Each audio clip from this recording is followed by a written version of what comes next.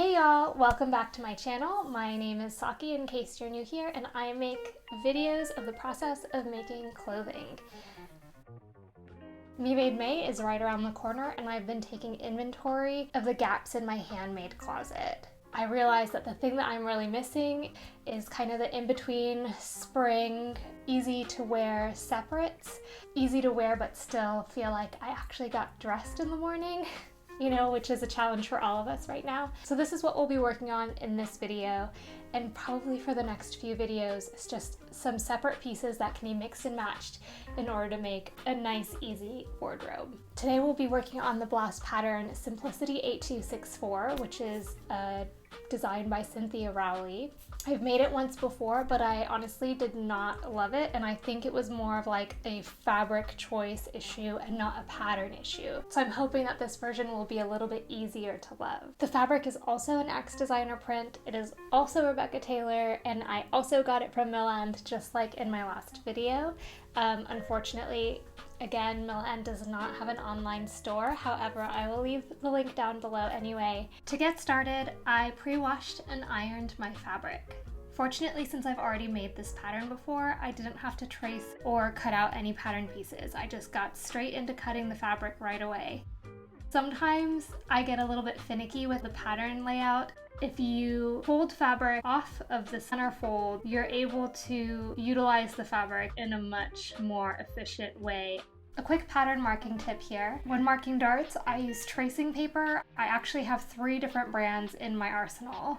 But for this particular project, I use the Clover brand Chuck Copy tracing paper with a tracing wheel, which I will link down below for you guys. As you can see, this pink sheet has been used a lot, but it has lasted me over 5 years now, so I feel like the $5 that I spent on it was a good investment. Now onto the sewing. This pattern calls for a zip up the center back, but since the fabric is so lightweight, I felt that a zipper would actually weigh it down and make it hang a little bit weird. So to fix that problem, instead of having a zip up the back, I would make it an open slit with a button and loop closure. So I sewed the back seam up to where the zipper would start, and then I folded it over twice and seamed it shut, so it's kind of like a faux Hong Kong finish. Then I did all the basic stuff you would do for a blouse. I stay stitched the neckline, I sewed the shoulder seams and the side seams. I should note here that I finished the entire garment with French seams, so when you see me placing the fabric with the wrong sides together, it's because it's just a part of the French seaming process. The instructions called for a really funky way of finishing the neck ruffle with a bias binding first and then the ruffle afterwards. It just seemed a little bit odd to me because why would you finish the neckline cleanly and then come in with a raw ruffle edge after?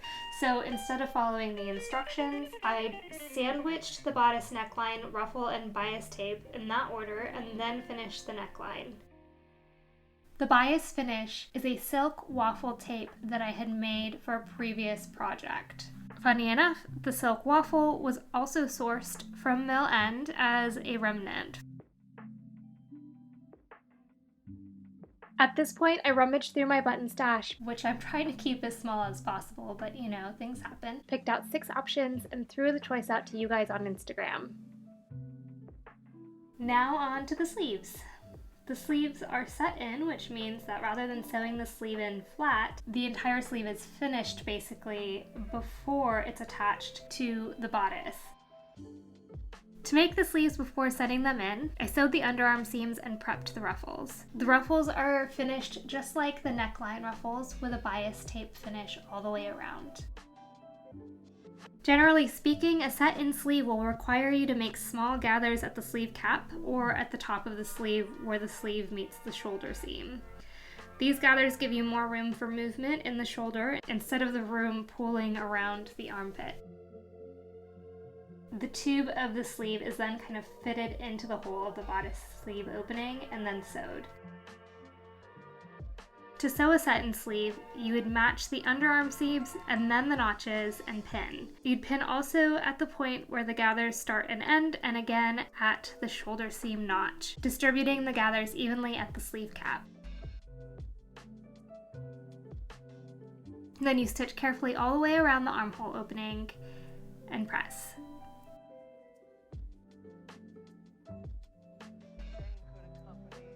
Now for the Instagram poll results.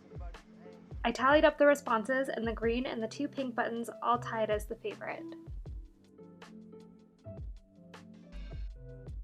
I chose the pink enameled mother of pearl button and sewed it on using the toothpick method. It's not really like a big secret or anything. There are a lot of tutorials out there, and probably someday I will show you exactly how to do this, but that is not a video for today. And as a final touch, I sewed the garment labels onto the back, lined with some vintage crocheted lace to try to mitigate the label colors peeking through the garment.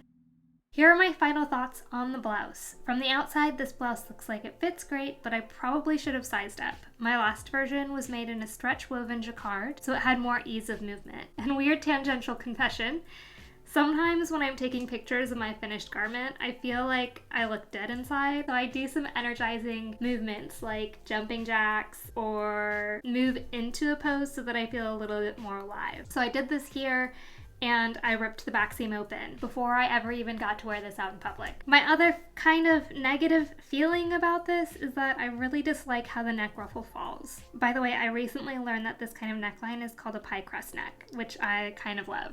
I mean, I think that sounds really cute. And maybe makes up for the fact that this neckline just flops over at any given opportunity.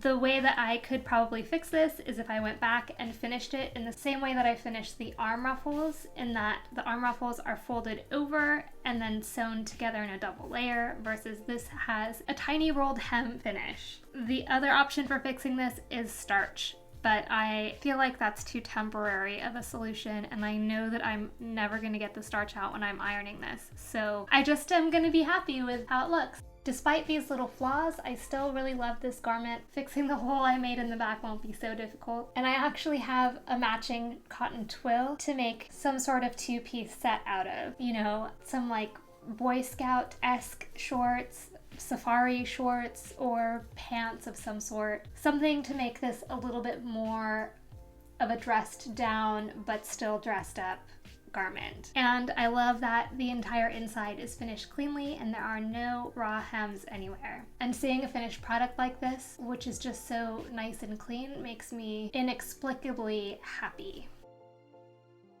I know it's going to get a lot of wear during Me Made May, and I think it'll fall really easily into the rotation with my other handmade garments.